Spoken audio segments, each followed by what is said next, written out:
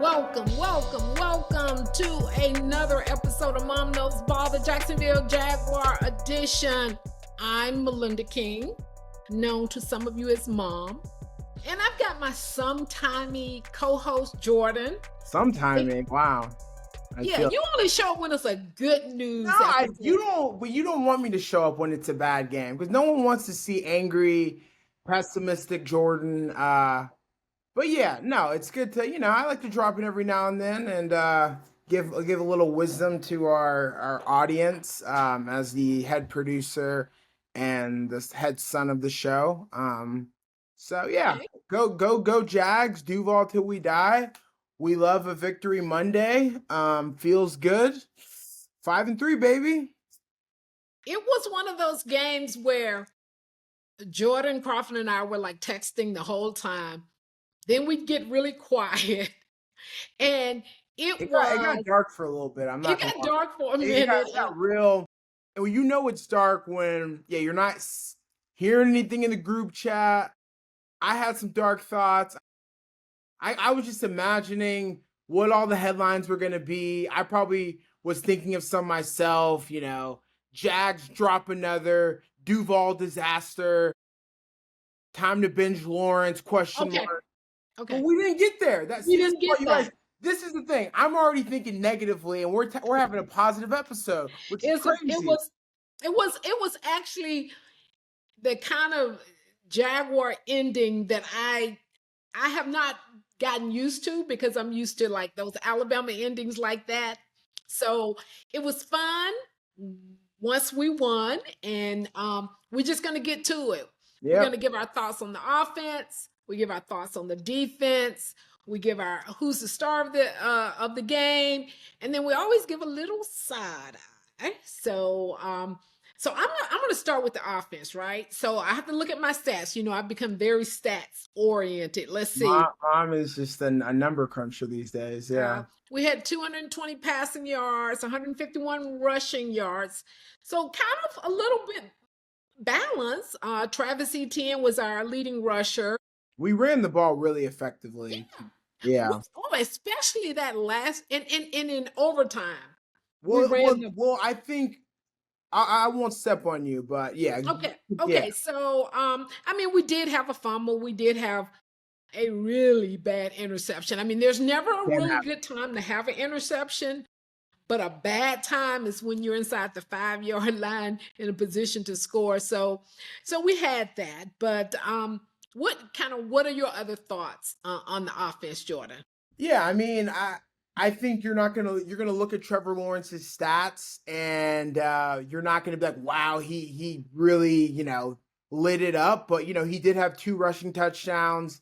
And I'm gonna get into a little Twitter analytics or X analytics about what Trevor's been doing and just kind of how clutch he's been. That's his 3rd game-winning drive in the 5 Jaguar wins this season. So 3 out of the 5 have been off of Trevor Lawrence game-winning drive. I don't think a lot of people consider him clutch. I'm gonna start calling him Trevor Lawrence in the clutch. Take the L out. It's Lawrence. Lawrence. So yeah, we're gonna make it work. Okay. It might be a stretch, but you know what? Well, I just know when there's under 2 minutes to go and Trevor's got the ball. Trevor Lawrence is he's gonna be up there, so it rolls off the tongue. And also another stat for you, with his 2 rushing touchdowns today, Trevor Lawrence now has 18 rushing touchdowns in his career, which now surpasses for the most by a quarterback in franchise history. You know who he passed, Mom? Our boy. I know who he passed. Because you looked at the doc. David Garrard, baby, and if you know anything about me, I have such a soft spot for David Garrard. I know most people would say Mark Brunell is probably our best quarterback in our franchise history. I'm not that old yet, so I don't really have much memories of Mark Brunell. But I remember David Garrard, and I loved him being kind of this career backup who finally got his opportunity, after being passed up. And, it was a flash in the pan. It was like really 2 seasons, but David Garrard got it done. He was very efficient. I remember the 2007 season, He had 19 touchdowns, 3 interceptions, and that famous run against the Steelers. So for me, You love talking about that game. I just because I was in middle school and there was a kid who I really didn't like, and he and he was a Steelers fan, and so I just really rubbed it in. I think I went straight to Facebook afterwards. It was like, look at that, the terrible towels. I was probably just a menace, being a troll before trolls were even a thing. But again, this is an offense that I think, like we said, like it goes. It comes and goes. It looks great sometimes. It looks terrible sometimes. I think having that 1-2 punch of ETN and we knew they were going to make us sweat it out, and it took a while for the offense to really get rolling. But I'm not gonna sweat us too much because I do think we, at the end of the day, we made it happen.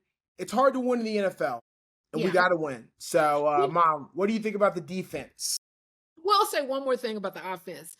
Do you think that the reason they are able to execute in the clutch is because they're just not overthinking it? Because in the clutch, No, they execute.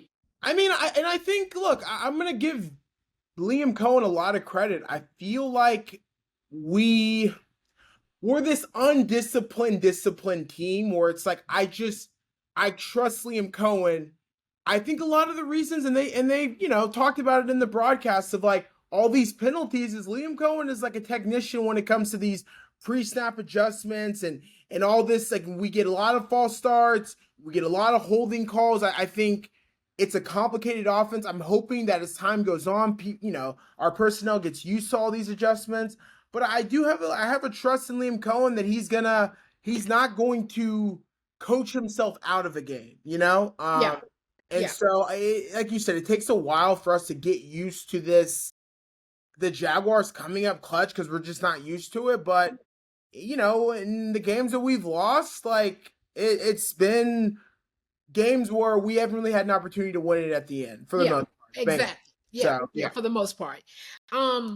So on the defense, what they did really well was they contained Genty. I mean, I think that's he the only only person they had contain, on the offense. But, I'm not going he to. only had 57 Oh, rushing he only yards. had 57. Brock Bowers had about 357 yards of receiving. They did not I mean, contain the way we're just like, hey, you know what? Let's just give him the yard. I'm sorry. That was ridiculous. Like, I'm gonna get mad again, but Don't get mad because we we won. got to But yeah, figure out how we guard these. I mean, they were going to him every single play in that last drive. We're banged up defensively. I know that. I do think we did a good job at getting to the quarterback. yeah, And yeah, I think, and that's kind of my defensive note. I think, we made, I mean, again, you look at Geno Smith's stats, you would have thought he was dang near Peyton Manning. yeah, 4 touchdowns, so not yeah. our best, but I'm just gonna give all the props. I think, Josh Allen, he had a sack and a half. He came into the game, shut out Crawford. He came into the game with half a sack.